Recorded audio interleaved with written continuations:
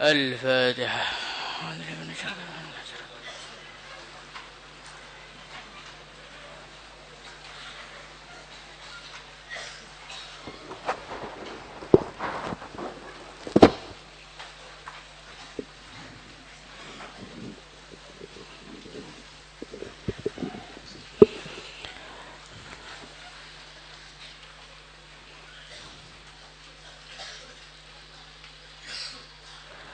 اللهم صل وسلم على سيدنا محمد وعلى آله وسلم. بسم الله الرحمن الرحيم. قال المصنف رحمه الله تعالى: Alam ketahuilah annahu bahwasannya yang bagi seyogjanya lisaliki bagi orang yang berjalan di jalannya Allah, Syekhun, seorang guru, mursyidun yang membimbing, murabbin yang mendidik.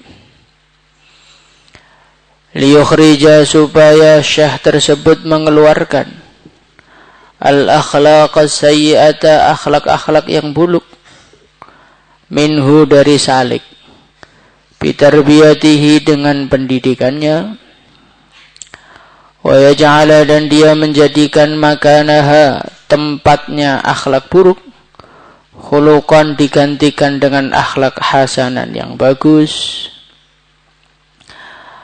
Wa makna tarbiyati, dan maknanya tarbiyah, bukan tarbiyah pondok ini, bukan. Yusbihu, menyerupai fi'lal fallahi, perbuatannya para petani, perbuatannya petani. Alladhi, yang yaqla'u, dia mencabut asyauka, duri, wa yukhriju, dan dia mengeluarkan an-nabatati, tanaman-tanaman, al-ajnabiyata, yang asing, min baini zar'i, dari antaranya tanaman, liyahsuna, supaya bagus, nabatuhu, tumbuhannya, wa yakmula, dan menjadi sempurna, ray'uhu, penghasilannya.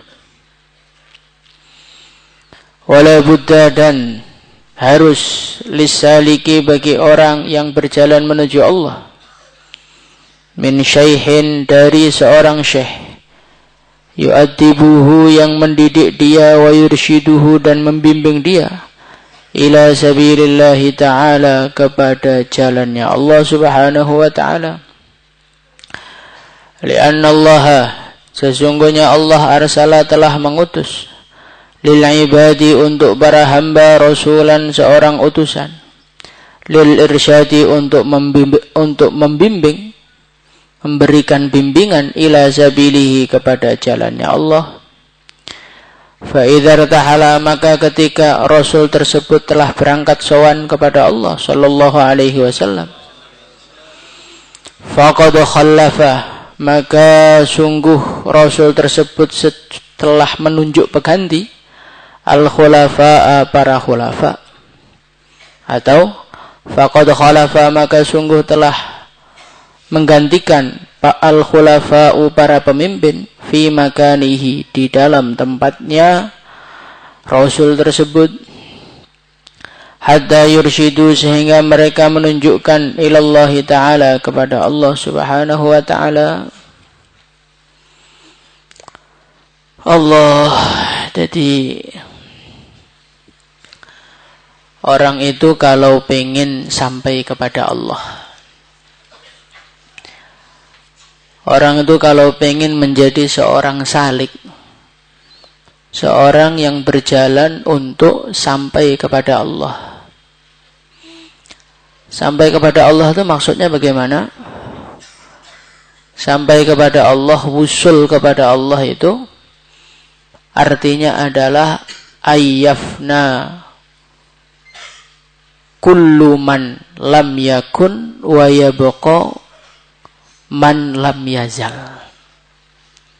Arti wusul dari Allah subhanahu wa ta'ala adalah ketika seorang makhluk itu sudah sampai tingkatan seluruh makhluk Allah hilang dari pandangan dia, Dan yang kelihatan, yang dia tawajuhi hanya satu, yaitu Allah. Itu namanya wusul.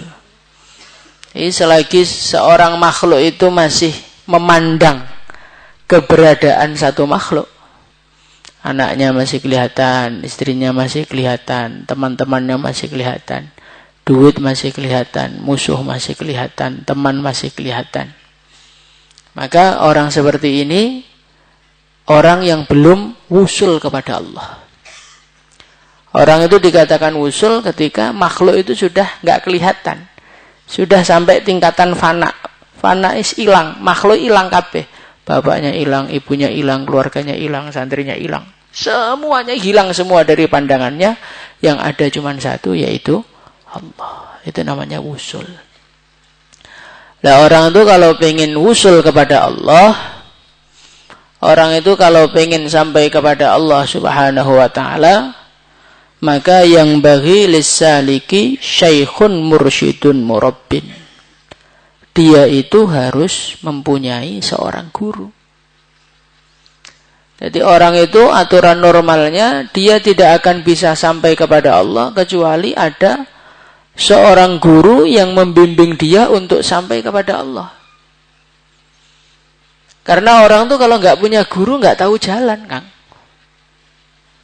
Bagaimana dia mau sampai ke satu tujuan yang dia tidak tahu bagaimana caranya sampai ke sana? Perjalanan menuju Allah Subhanahu wa ta'ala itu tidak seperti perjalanan-perjalanan di dunia. Kalau perjalanan di dunia, kita ini modal GPS, kita ini modal peta. Mungkin kita akan sampai, kita akan menjadi orang yang mandiri untuk sampai ke tujuan. Tetapi untuk sampai kepada Allah Subhanahu wa ta'ala tidak. Kita harus memiliki seorang guru yang sudah punya pengalaman sampai kepada Allah. Nanti kalau tidak, kita nanti perasaannya sampai kepada Allah, ternyata bukan Allah yang kita sampai. Ternyata yang sampai itu perasaan kita saja. Maka saking pentingnya seorang guru di dalam kehidupan spiritual seorang manusia, sampai seorang ulama, beliau mengatakan, man laisa lahu syaikh fa syaikhuhu syaitan. Barang siapa yang tidak memiliki seorang guru yang membimbing rohaniyah dia, maka nanti setan akan menjadi pembimbing dia. Hawa nafsunya akan menjadi pembimbing dia, sehingga perasaannya dia menuju ke surga, ternyata akhirnya dia menuju ke neraka. Sebagaimana yang dikatakan dalam Al-Quran, apakah engkau ingin saya beritahu mengenai manusia yang paling rugi?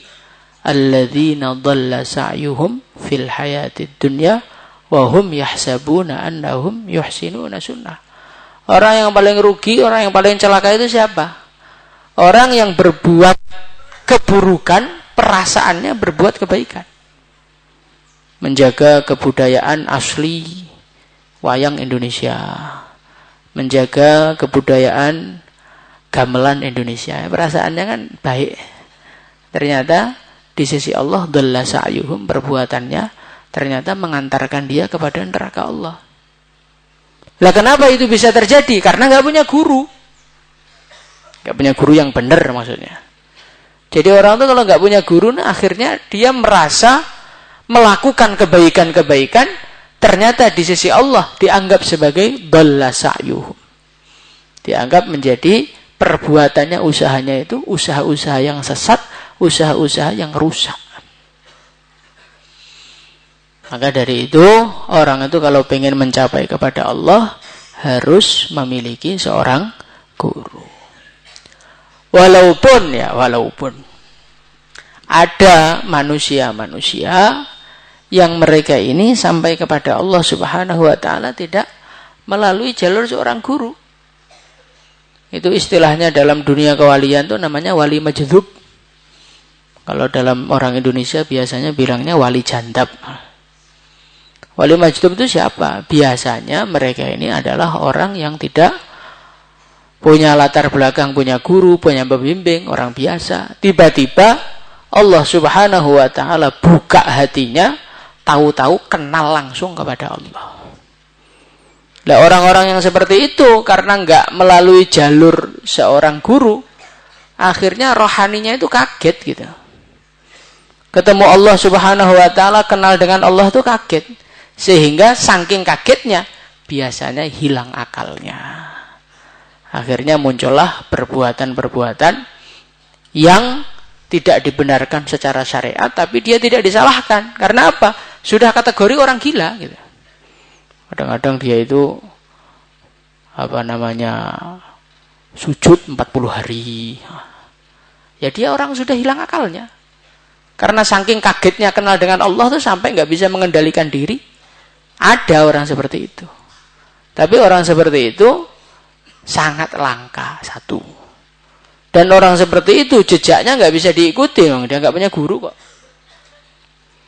Dan an-nadir la hukmalah, perkara yang langka itu nggak ada hukumnya, maka kita nggak boleh menjadikan perkara yang langka jadi rujukan. Normalnya orang kalau dia ini minum baygon, mati atau hidup? Mati. Terus ada seorang santri nggak sengaja minum baygon, hidup. Terus kamu patokan gitu. Oh, kemarin teman saya minum baygon, hidup Pak. Kalau gitu mulai hari ini kopi saya ganti baygon. Ya silakan. Begitu juga kadang-kadang ketika orang itu mendengar cerita ada orang jadi wali, jadi dekat pada Allah tanpa melalui seorang mursyid, maka dia langsung mengatakan, "Dah, saya nggak mau pakai guru-guruan. Saya mau ikuti jejaknya itu. Dia bisa jadi wali tanpa guru kok loh." Normalnya orang itu kalau tanpa guru, dia menjadi orang sesat. Kok ada orang tanpa guru diangkat oleh Allah, walaupun ada, itu langka dan nggak bisa ditiru. Maka kita ikut patokan tertib yang normal saja, yaitu untuk sampai kepada Allah, kita itu harus memiliki seorang guru. Bisa paham ya? Gunanya apa tuh guru itu? Gunanya liyukhrijal akhlaqas sayyi'ata minhu bitarbiyatin yaj'alu makanaha khuluqan hasana. Gunanya guru itu adalah untuk mengeluarkan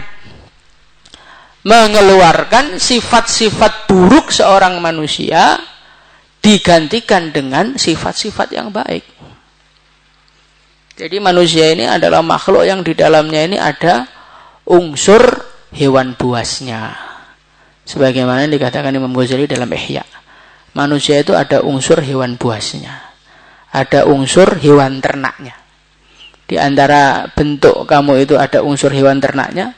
Kalau lauknya enak kan kamu pengen cepat menghabiskan. Dan teman kamu bagaimana mendapatkan bagian yang paling sedikit. Nah, itu berarti Anda itu ada unsur hewan ternak. Suka makan. Kemudian ada unsur hewan buasnya. Hewan buas itu bagaimana? Selalu pengen menang sendiri dengan cara menindas yang lain. Itu unsur hewan buas kita begitu. Makanya kita ini nggak kerasa kalau sudah agak daurah patah kasus gitu kan. Nanti kalau sudah punya kekuasaan, nanti yang kenal-kenal dijadikan timnya, nanti yang agak dibenci dibuang jauh-jauh. Nah itu unsur hewan buas namanya. Kemudian ada unsur setannya. Unsur setannya bagaimana? Seneng ngajak nakal. Naik mobil bareng-bareng ngeluyur, alasannya ziarah, tahu-tahu ya sampai tempat maksiat. Nah, ini unsur setan. Lah, untuk menuju kepada Allah, syaratnya penyakit-penyakit itu harus bersih semua. Allah Subhanahu wa taala itu tidak menerima kecuali yang baik. Maka orang mau sowan kepada Allah kok akhlak buruknya masih banyak, ya enggak diterima. Maka orang itu perlu kepada seorang yang mampu mengoperasi dirinya sehingga penyakit-penyakit batinnya itu dikeluarkan dari dirinya. Wa makna tarbiyati, dan maknanya tarbiyah yushbihu fi'lal fallah alladhi yaqla'u syauka wa yukhrijun nabatatil ajnabiyyah min bainiz zar'i. Nah, fungsi seorang guru itu seperti fungsinya seorang petani.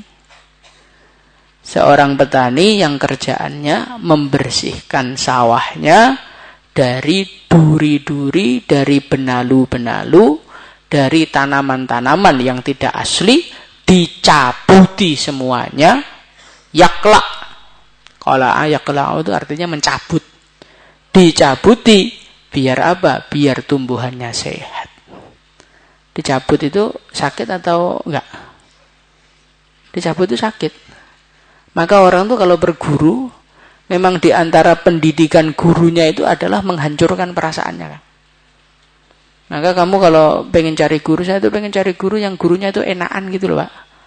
Yang gurunya lembut, tidak galak, nggak pernah memarahi saya, nggak ada. Nah, karena tugasnya seorang guru itu mencabuti duri yang ada di dalam diri kita. Mencabuti tanaman-tanaman yang sudah bercokol di dalam diri kita. Tanaman-tanaman yang jelek itu caranya dicabut dan dipotong, bukan dielus. Nah, maka Anda pengen mondok kok pengen dielus sama gurunya. Oh, maksudnya pengen dielus itu bukan dielus beneran, enggak. Maksudnya pengen dilembut-lembuti, pengen izin keluar pondok diizinkan terus, pengen agak capek dikit masuk angin izin, enggak masuk kelas diizinkan, alfa enggak dihukum, enggak bakal jadi wali kan.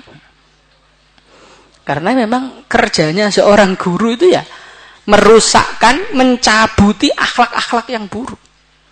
Semakin akhlak buruk itu sudah meresap di dalam dirimu, maka semakin juga berat pendidikan gurumu kepadamu.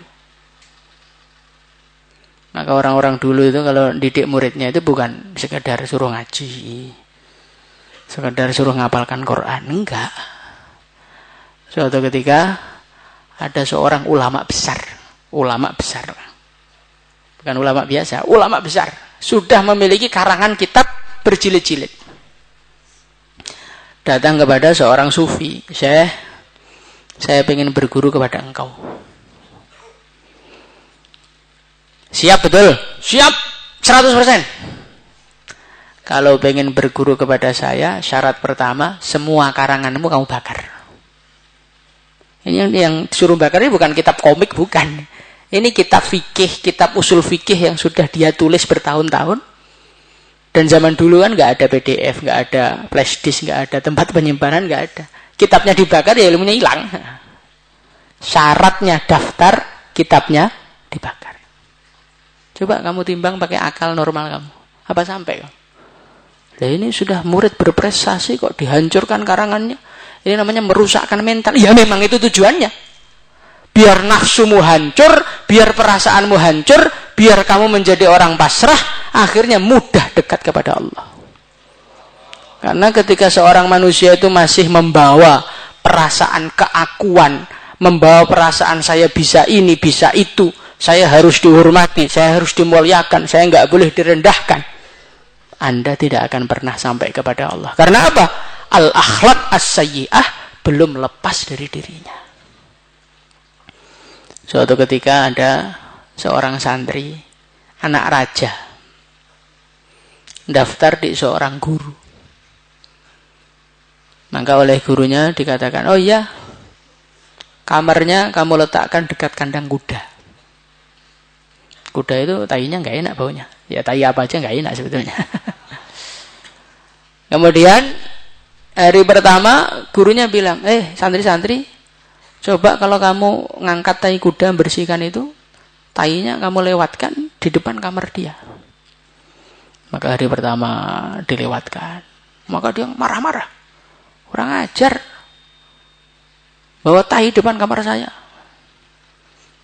Tanya sama guru, gimana? Pak Kiai, masih marah-marah anaknya raja. Oh iya, besok bawa tai lagi. Hari kedua, hari ketiga. Hari ketiga kiainya bilang, nanti kalau lewat depan kamar dia marah-marah, kamu tumplekkan aja tainya di mukanya dia. Maka hari ketiga, ketika bawa tai, tumplekkan di mukanya, langsung dia mengatakan, alhamdulillah, ternyata begini tuh pendidikan itu. Ketika dia sudah ridho digitukan oleh gurunya, baru dia kebuka hatinya, baru dibimbing oleh gurunya. Ini dunia sufi itu begitu, biar Anda tahu gitu. Tapi yang boleh melakukan hal-hal seperti itu adalah orang yang sudah dekat dengan Allah, bukan Anda. Tiba-tiba kamu ngaku jadi mursyid terus semena-mena sama santri alasannya ngaji sore, wah repot ini. Tapi yang begitu pendidikan para sufi itu yang pertama kali adalah ikhrajul akhlak as-sayyi'ah. Mengeluarkan akhlak-akhlak yang buruk. Dan mengeluarkan akhlak yang buruk itu memang perlu mujahadah yang luar biasa. Ada seseorang dia mau berguru pada gurunya. Gurunya bilang, kalau kamu hatinya pengen dibuka oleh Allah, maka kamu cari omplung. Tahu omplung nggak? Cari kaleng. Nah, kalengnya kamu kasih tali, kamu cantolkan di leher kamu isi kenari, terus kamu muter. Siapa yang mau menempeleng saya sekali, maka saya kasih kenari 1. Maka muridnya mengatakan, subhanallah, nggak mungkin itu saya lakukan. Lah, itu. Ketika kamu merasa saya harus dihormati, saat itulah kamu tidak akan menjadi hamba Allah yang sebenarnya. Jadi orang itu yang bisa menjadi hamba Allah itu ketika dia sudah betul-betul merasa saya itu nggak layak dimuliakan, nggak layak dihormati, saya itu nggak punya apa-apa dan bukan siapa-siapa, saya sekedar hamba yang tunduk kepada Sang Maha Pencipta Allah Subhanahu wa Ta'ala. Nah itulah perlu guru yang mencapik-capik akhlakmu yang buruk itu perlu guru. Kalau Anda di dalam hidup tidak punya guru, nanti Anda akan mengamalkan agama, tapi akhlak sayyi'ahnya masih terpupuk dengan baik. Orang itu kalau di dalam perutnya kemasukan koin atau kemasukan kaca gitu, perlu dioperasi dokter apa dikeluarkan sendiri? Ya dioperasi dokter. Ya begitu juga, dokter kita itu guru kita. Kalau kamu itu nggak siap dioperasi, kamu hanya minum ramuan-ramuan saja, nanti akhirnya Anda mengamalkan agama, kamu masih sholat, kamu masih ngaji. Tetapi karena nggak ada bimbingan, akhlak sayyi'ahnya itu semakin hari semakin kuat, semakin hari semakin bercokol, semakin hari semakin berkembang. Akhirnya kelihatannya berjubah, kelihatannya bersorban, tapi ternyata amalannya kayak Walid. Itu diantara akibatnya orang nggak punya guru itu kayak gitu. Maka orang itu harus punya guru biar akhlak-akhlak buruknya itu dibersihkan oleh Allah Subhanahu wa Ta'ala. Insyaallah ya.